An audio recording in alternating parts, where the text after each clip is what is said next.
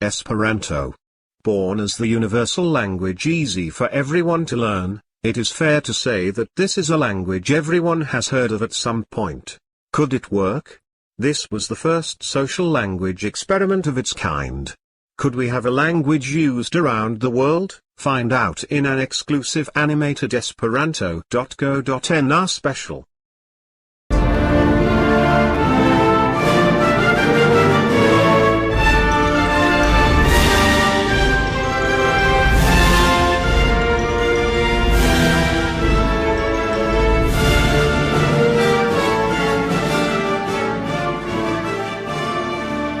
For the rest of this program, I leave you with Mrs. McBurfield, my language specialist.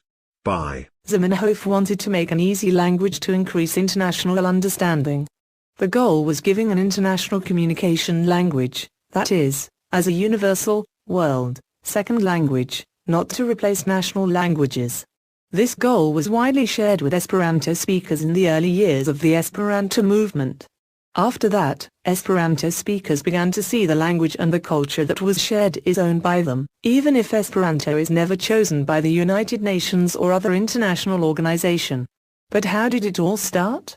Esperanto was created in the late 1870s circumflexes by Dr. Ludwig Lazarus Zamenhof, an ophthalmologist of mixed cultural heritage from Bialystok, then part of the Russian Empire. He created the language to foster harmony between people from different cultures. After depending 10 years developing the language so it was easy to learn for everyone, in which Zamenhof spent translating literature into Esperanto as well as writing original prose and verse, the first book of Esperanto grammar was published in Warsaw in July 1887. Over the next few decades, the growth of Esperanto grew beyond expectations. Esperanto speakers kept in contact with each other via letters. But in 1905 the first World Congress of Esperanto speakers was held in Boulogne-sur-Mer, France. Since then World Congresses have been held in different countries every year, except during the two World Wars. Since the Second World War, they have been attended by an average of over 2,000 and up to 6,000 people. After the Great War, there was a proposal for the League of Nations to accept Esperanto as their working language, following a report by Natobanatsa, an official delegate of League of Nations during the 13th World Congress of Esperanto in Prague.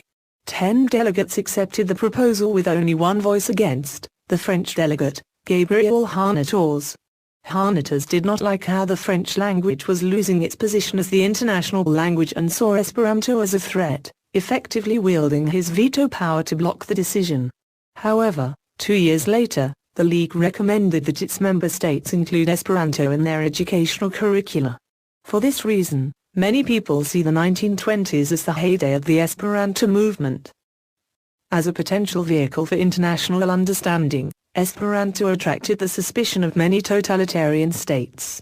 The situation was especially pronounced in Nazi Germany, Francoist Spain and the Soviet Union under Joseph Stalin. In Germany, there was an additional persecution because Zamenhof was Jewish. Esperantists were killed during the Holocaust, with Zamenhof's family in particular singled out for murder. In Imperial Japan, the left wing of the Japanese Esperanto movement was persecuted, but its leaders were careful enough not to give the impression to the government that the Esperantists were revolutionaries, which proved a successful strategy. In the early years of the Soviet Union, Esperanto was given a measure of government support, and the Soviet Esperanto Association was never though, been a secondary national language for any country. The U.S. Army has published military phrase books in Esperanto, to be used in war games by mock enemy forces. In the summer of 1924, the American Radio Relay League adopted Esperanto as its official international auxiliary language, and hoped that the language would be used by radio amateurs in international communications, but its actual use for radio communications was negligible. All documents issued by the World Service Authority are written in Esperanto as well as other, more mainstream languages. Stalin denounced Esperanto as the language of spies, and had Esperantists exiled or executed. The use of Esperanto was effectively banned until 1956. Most Esperanto speakers learned the language themselves, with help from published Esperanto textbooks. But how did I learn Esperanto? Well, I used learning websites which are becoming more and more popular, though sales of traditional textbooks remain high.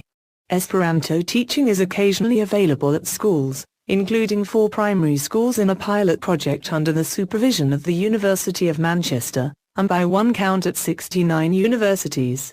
However, these are often in the form of clubs or other informal arrangements. However, Zamenhof's hopes for a language easy to learn were not in vain, as researchers have estimated that Esperanto can be learned in 1/4 to 1/12 of the time needed to learn other languages. The exact results were, I think, shocking. 2,000 hours studying German equals 1,500 hours studying English equals 1,000 hours studying Italian, or any other Romance language, equals 150 hours studying Esperanto. Now, an estimate of Esperanto speakers was made Sidney S. Kulbut, a long-time Esperantist, and he concluded that 1 to 2 million people speak Esperanto at a good enough level to work and talk and communicate in Esperanto purely. The culture of Esperanto is one that we have touched earlier, but as is often the case with a constructed language, how do you create a culture?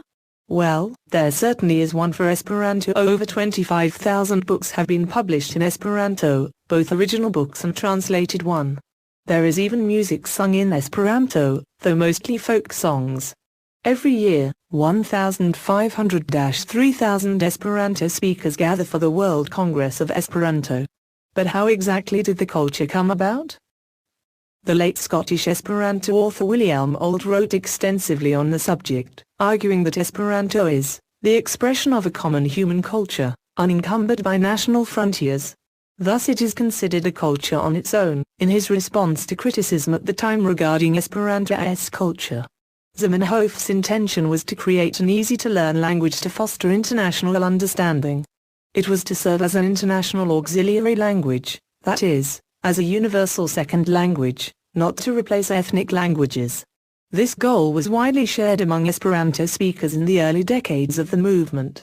Later, Esperanto speakers began to see the language and the culture that had grown up around it as ends in themselves, even if Esperanto is never adopted by the United Nations or other international organizations. The world of politics, too, is no stranger to Esperantists. Esperanto has been placed in many proposed political situations.